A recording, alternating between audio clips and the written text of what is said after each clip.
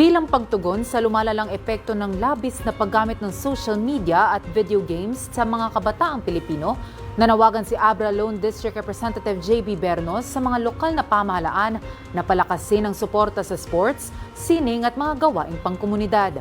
Ayon kay Bernos, mahalaga na pagtuunan ng pansin ang mga aktibidad na nagtataguyod ng tunay na koneksyon, disiplina at pagkilos ng kabataan upang malayo sila sa masasamang bisyo at impluwensya.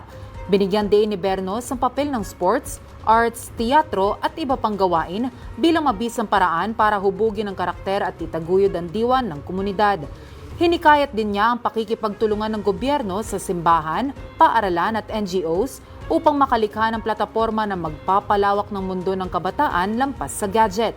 Iminungkahi ni Bernos ang pagsasagawa ng mga civic activities tulad ng pagtatanim ng puno, paglilinis ng kapaligiran, nature trips at museum visits upang maturuan ang kabataan ang responsibilidad at positibong kontribusyon sa lipunan.